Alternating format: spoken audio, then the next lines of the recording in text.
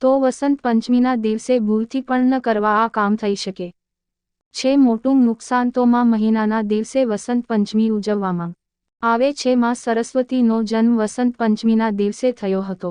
આજે કારણ છે કે આ દિવસે સરસ્વતીની પૂજા કરવાની પરંપરા છે. આ વખતે 14 ફેબ્રુઆરીએ વસંત પંચમી ઉજવવામાં આવશે. વસંત પંચમીની શરૂઆત કેવી રીતે થઈ? એક પૌરાણિક માન્યતા છે કે જ્યારે સૃષ્ટિના સર્જનહાર ભગવાન બ્રહ્માએ એવો અને મનુષ્યની રચના કરી ત્યારે સમગ્ર વિશ્વમાં દ્રશ્ય હતું. વાતાવરણ એકદમ શાંત હતું. કોઈ અવાજ પણ નહોતો. ભગવાન બ્રહ્માએ કમંડળમાંથી પૃથ્વી પર જળછાંટ્યું. પૃથ્વી કંપવા લાગી અને કદ શક્તિના રૂપમાં ચતુર્ભુજ જે સુંદર સ્ત્રી પ્રગટ થઈ. તેમના હાથમાં વીણા માળા અને પુસ્તક હતી. માતા સરસ્વતીએ પોતાની વીણા સાથે વસંત રાગ છે તેના પરિણામે સૃષ્ટિને વાણી અને સંગીત મળ્યું. વાણીની સાથે સાથે દેવીએ વિદ્યા અને બુદ્ધિ પણ આપી જેના કારણે વિશ્વને જ્ઞાનનો પ્રકાશ મળ્યો. જે દિવસે જેવી સરસ્વતી પ્રગટ થયા તે દિવસે મા મહિનાના દિવસે માતા સરસ્વતીની વિશેષ પૂજા કરવામાં આવે છે. એ સરસ્વતી માતા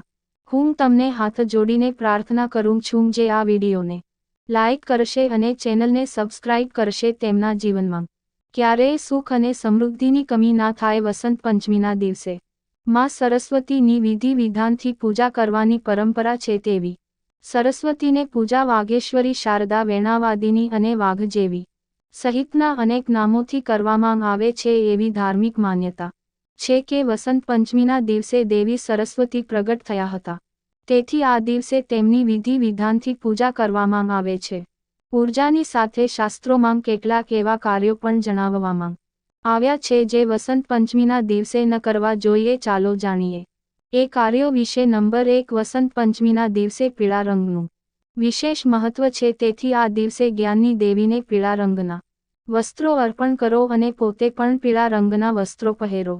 આ દિવસે કાળા રંગના કપડાં પહેરવાનું ટાળવું જોઈએ. નંબર 2 માતા સરસ્વતી જ્ઞાન અને વાણીની દેવી કહેવાય છે કે પ્રતિદિન એક સમય એવો આવે છે જ્યારે તેવી સરસ્વતી મનુષ્યને જીભ ઉપર બિરાજમાન થાય છે અને આ સમયે બોલાયેલા શબ્દો સાચા થઈ જાય છે. તેથી વસંત પંચમીના દિવસે તમારી વાણી પર સંયમ રાખવો જોઈએ. ભૂલથી પણ કોઈને અપશબ્દ ન કહો. નંબર 3 વસંત પંચમીના દિવસથી વસંત ઋતુની શરૂઆત થાય છે. આવી સ્થિતિમાં આ દિવસે વૃક્ષો વાવવા જોઈએ પણ નુકસાન પહોંચાડવું જોઈએ નહીં અને તેમને કાપવા પણ જોઈએ નહીં. આનાથી જીવન પર નકારાત્મક અસર પડે છે. નંબર 4 વસંત પંચમીના દિવસે સવારે સ્નાન કર્યા પછી તમારા વાળમાં કાંસકો ફેરવવો જોઈએ પરંતુ સૂર્યાસ્ત પછી વસંત પંચમીના દિવસે બિલકુલ આવું ન કરવું જોઈએ. નંબર 5 સરસ્વતી જ્ઞાન જેવી છે. વસંત પંચમીના દિવસે માતા સરસ્વતીના આશીર્વાદ મેળવવા માટે કલમ અને શાહીની પૂજા કરવામાં આવે છે. આવી સ્થિતિમાં આ દિવસે ભૂલથી પણ પુસ્તકોની નુકસાન ન પહોંચાડવું જોઈએ અને પુસ્તક અથવા તો કોપીને પણ ફાળવી જોઈએ નહીં.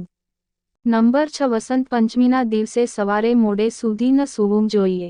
આ દિવસે સવારે ઉઠીને સ્નાન કરીને પૂજા કરવી જોઈએ. નંબર 7 વસંત પંચમીના દિવસે ન કરવું જોઈએ નહીં તો પૂજાનું ફળ મળતું નથી. આ દિવસે સાત્વિક રહીને માતા સરસ્વતીની પૂજા આરાધના કરો. નંબર 8 શાસ્ત્રો અનુસાર તેઓ માનવામાં આવે છે કે વસંત પંચમીના દિવસે સ્નાન કર્યા વિના કોઈ પણ વસ્તુનું સેવન ન કરવું જોઈએ. તેથી આ દિવસે સ્નાન કરીને માતા સરસ્વતીને પૂજા કર્યા પછી જ ગ્રહણ કરવું જોઈએ. જો શક્ય હોય તો તમે વ્રત પણ રાખી શકો છો. નંબર 9 વસંત પંચમીના દિવસે માતા સરસ્વતીને પૂજા કરવી જોઈએ અને વડીલોના આશીર્વાદ લેવા જોઈએ. કોઈને ખરાબ કહીને અનાદર ન કરવો જોઈએ. નંબર 10 વસંત પંચમીના દિવસે ન કરવો જોઈએ. તમારી વાણી પર નિયંત્રણ રાખો. અજાણતા પણ કોઈનું અપમાન ન કરો.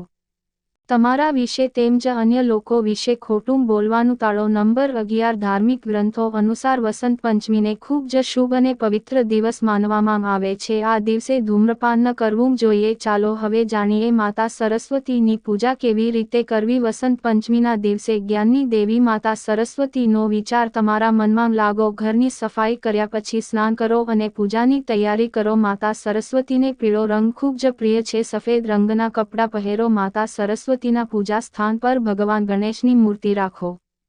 જ્યાં તમે પૂજા કરી રહ્યા છો ત્યાં કોપી, પુસ્તક અથવા તો કલમ જરૂર રાખો. પૂજાની થાળીમાં કુમકુમ, હળદર અને ચોખા રાખો। જો શક્ય હોય તો પીળા ફૂલની વ્યવસ્થા કરો। સૌપ્રથમ ભગવાન ગણેશની પૂજા કરો, આ પછી સંપૂર્ણ વિધિ સાથે જેવી સરસ્વતીની પૂજા કરો। પૂજા પછી માતા સરસ્વતીની આરાધના કરો, આ પછી સરસ્વતી સ્ત્રોતનો પાઠ અવશ્ય કરો। જો તમને આ વિડીયો પસંદ આવ્યો હોય તો વિડીયોને લાઇક કરજો, ચેનલને પણ સબસ્ક્રાઇબ કરી દેજો અને બાજુમાં આપેલા બેલ આઇકનને પ્રેસ કરીને કોલ ઉપર સિલેક્ટ કરી લેજો, જેથી તમને વિડીયોની નોટિફિકેશન સૌથી પહેલા મળતી રહે। અને કોમેન્ટ બોક્સમાં જય માં સરસ્વતી જરૂરથી લખજો। વિડીયોને છેલ્લે સુધી જોવા બદલ આપનો ખૂબ ખૂબ આભાર।